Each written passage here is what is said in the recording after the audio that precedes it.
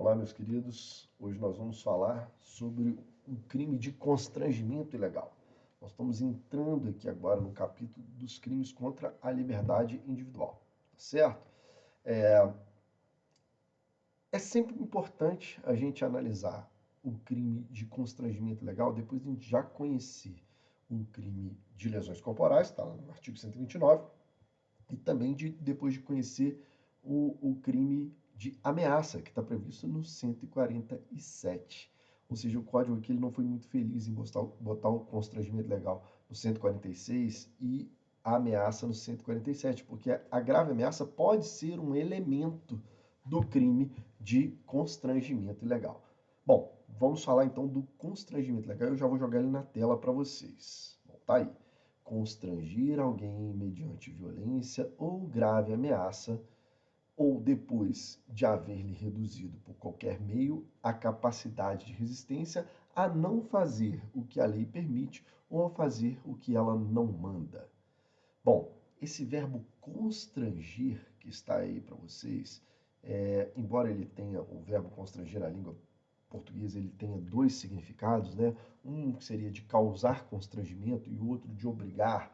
Na verdade, o que o Código Penal quis aqui tipificar foi o constranger no sentido de obrigar, tá certo? E não no sentido de causar constrangimento. Então, quando você lê que constranger, você pensa assim, obrigar alguém mediante violência ou grave ameaça ou depois de haver-lhe reduzido por qualquer meio a capacidade de resistência a não fazer o que a lei permite ou a fazer o que ela não manda. Então, olha só, são elementos importantes da gente frisar, né? O que eu estou obrigando? Eu estou obrigando alguém a fazer o que a lei não manda ou obrigando essa pessoa a deixar de fazer algo que a lei permite que ela faça. E os mecanismos que eu tenho de prática desse crime são nada mais nada menos do que violência e ameaça. Depois nós vamos falar desse haver-lhe reduzido por qualquer outro meio, tá? Vamos lá. Mas a princípio eu teria a violência ou a grave ameaça. A grave ameaça, gente, é quando eu estou ameaçando alguém de um mal grave e injusto. E aqui eu estaria ameaçando alguém de cometer contra ela um mal grave e injusto se ela não fizer algo que a lei não manda. Quando eu estou cometendo uma grave ameaça contra a pessoa, com o objetivo de impedir que ela faça algo que a lei permite. Por exemplo, eu digo assim, olha, fulano, se você voltar aqui na minha rua, eu vou te encher de porrada. Olha, eu tenho uma grave ameaça, eu estou falando que eu vou encher ela de porrada, vou agredi-la, tá certo? E estou dizendo que ela não pode passar na rua, mas a lei permite que ela passe na rua. Ou seja, eu estou obrigando, eu estou constrangendo ela mediante uma grave ameaça a não fazer algo que a lei permite. Tá certo? Por exemplo, quando eu digo assim, fulano, se eu te ver de novo com o cicrano, eu vou matar vocês dois. Eu estou praticando um constrangimento legal? Sem dúvida nenhuma. Muita gente pensa que eu estou praticando uma ameaça. Mas, na verdade, eu não estou só ameaçando de um mal grave e injusto. Eu estou condicionando a pessoa a deixar de fazer algo que a lei permite. Então, quando a grave ameaça for para obrigar alguém a fazer algo que a lei não obriga, ou quando for para que a pessoa deixe de fazer algo que a lei permite, isso deixou de ser uma ameaça e passou a ser um crime complexo, que é a ameaça empregada para constranger alguém a fazer algo que a lei não obriga ou a deixar de fazer algo que a lei permite. Ok? Ou seja, isso é um constrangimento ilegal. Muitas das vezes a gente vê tipificado erradamente nos boletins de ocorrência, né, nos TCOs, a gente vê tipificando isso como ameaça, mas na verdade nós estamos falando de constrangimento ilegal. Bom, grave ameaça, tranquilo, beleza. Ameaçar alguém de praticar contra ela um mal grave e injusto. Posso utilizar todos os meios para ameaçar, gestos, sinais, palavras escritas ou faladas, né? Meios simbólicos, tudo isso eu posso me utilizar para praticar grave ameaça. Aqui ela estaria vinculada a obrigar alguém a fazer algo que a lei não obriga ou a deixar de fazer algo que a lei permite. Beleza. Mas e a violência? Bom, a violência a gente pode dividir ela em duas espécies de violência. Aqui a gente chama de violência própria e aqui a gente chama de violência imprópria. O que seria violência própria? É um soco, é um chute, é uma facada, é uma paulada, é um apertão, é uma sacudida, é agarrar alguém pelo pescoço. Isso é a violência própria, tá certo? Mas eu também tenho a chamada violência imprópria. O que é a violência imprópria? É quando você reduz a pessoa à incapacidade de resistência, ou você reduz concretamente a capacidade de resistência por um outro mecanismo que não seja violência própria. Por exemplo, quando você dopa uma pessoa para ela fazer algo que a lei não obriga, ou quando você dopa uma pessoa para ela deixar de fazer algo que a lei permite. Isso seria uma hipótese de constrangimento legal através da violência imprópria.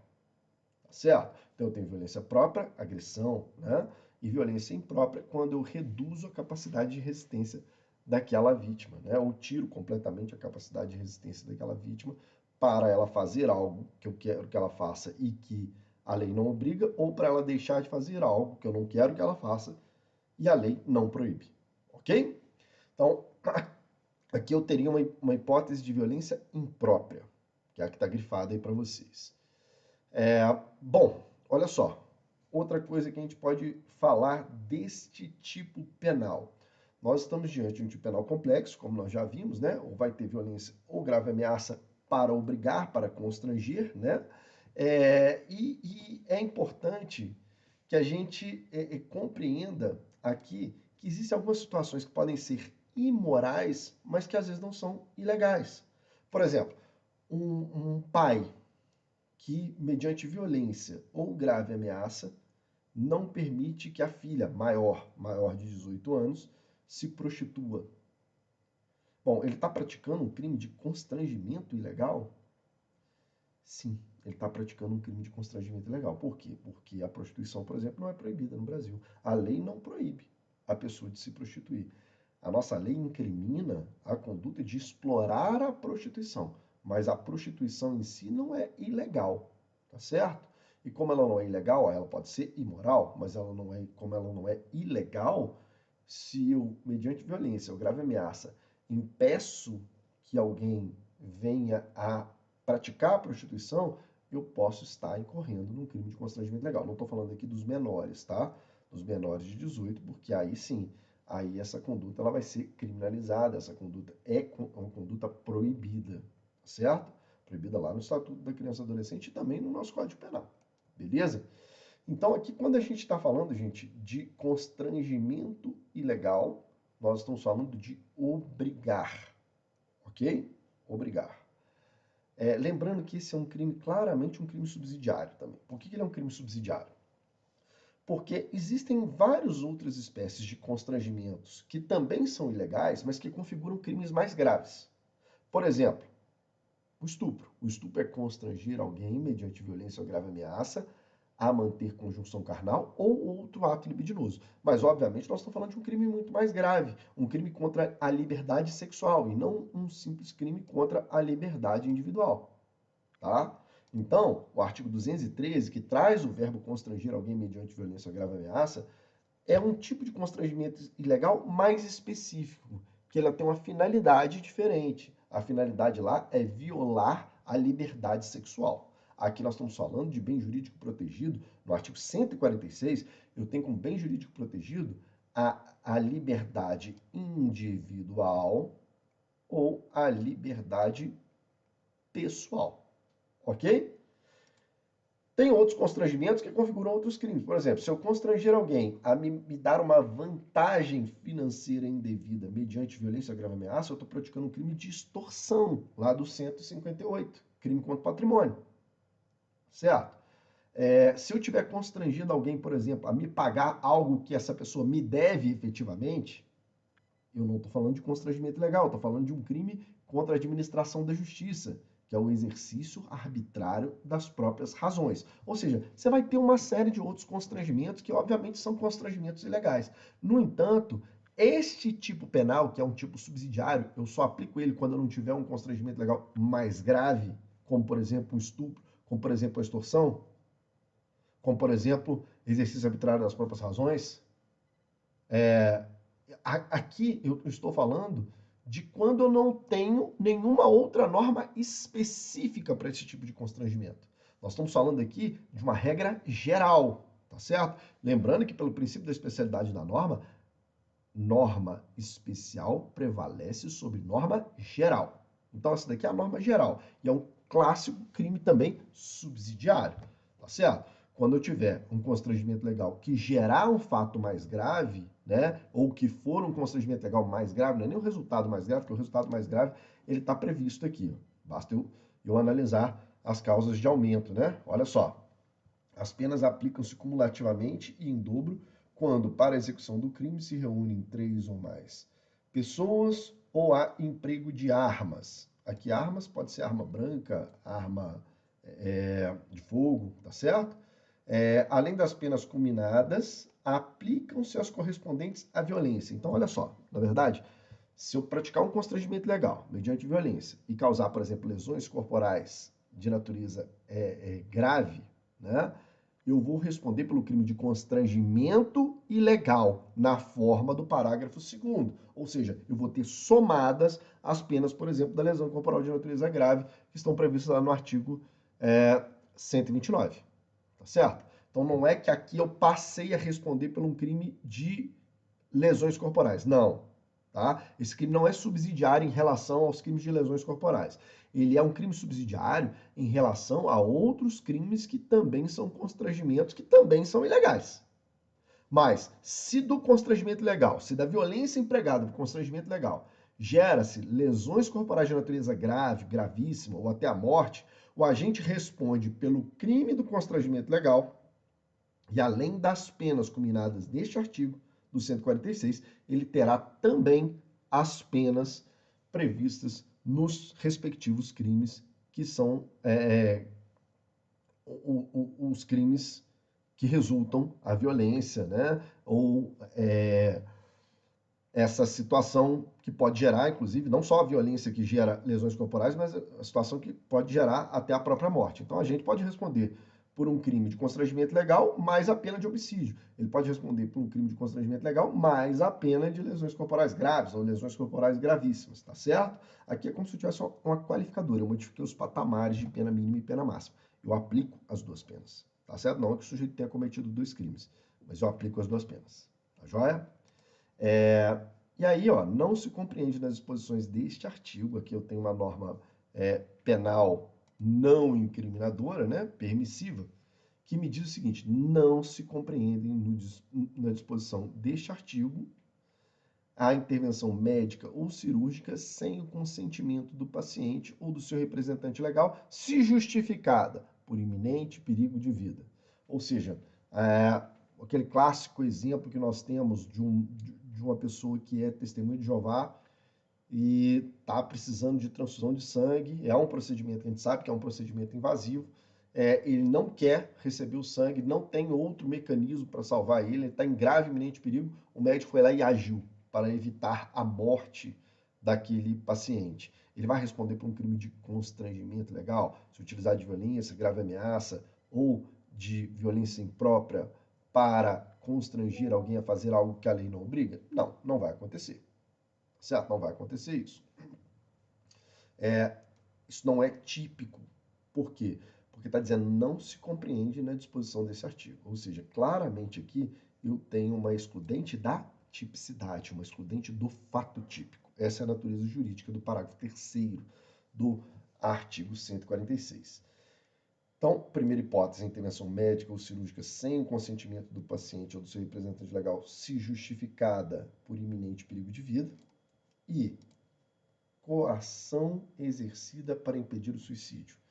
A gente já aprendeu que suicídio não é crime, né? No entanto, o suicídio é ilícito.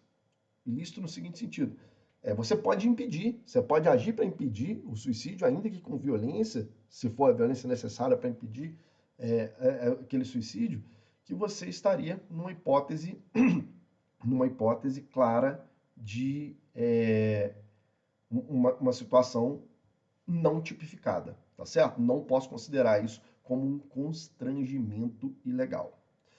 Senhores, Vamos fazer a classificação desse crime, só lembrando aqui que nós estamos falando de bem jurídico protegido, como nós já falamos no início, né? Liberdade individual, liberdade pessoal. Aqui é tanto a liberdade psíquica, né? A liberdade de pensar, de querer fazer alguma coisa, quanto também a liberdade de se movimentar, tá certo? Uma liberdade que a gente chama de liberdade ambulatorial. Então, quando a gente está falando aqui liberdade individual ou liberdade pessoal, nós estamos falando dessa liberdade psíquica e a liberdade de movimento também, tá certo? O objeto material aqui, mais uma vez, é a pessoa contra a qual recai a conduta. É aquela pessoa que contra ela é empregada a violência ou a grave ameaça ou esse outro mecanismo capaz de reduzir a capacidade de resistência. Então, o objeto material é a própria pessoa contra a qual recai a conduta. Nós estamos diante de um crime comum no que se refere ao sujeito ativo, qualquer pessoa pode praticar esse crime, e um crime comum no que se refere ao sujeito passivo. Também qualquer pessoa pode ser vítima deste crime. Nós estamos diante de um crime material, certo? Crime material, um crime que depende do resultado para o crime se consumar, e o resultado é efetivamente eu conseguir que a pessoa faça algo que a lei não obriga, ou a deixar de fazer algo que a lei não impede, tá certo? Esse seria o resultado. O resultado é realmente aquela liberdade ter ficado cerceada. Senão eu poderia estar falando no máximo de tentativa. Estamos diante de um crime que é forma livre, qualquer forma que eu empregar violência ou a grave ameaça para incorrer nesse fato, eu estaria em curso nesse tipo penal, um crime subsidiário, como nós já falamos, né? Um crime monossubjetivo, ou seja, de concurso eventual de pessoas, pode acontecer ou não concurso de pessoas, e é um crime plurissubsistente, ou seja, que é possível o fracionamento de crimes e é possível, inclusive, a tentativa, tá certo?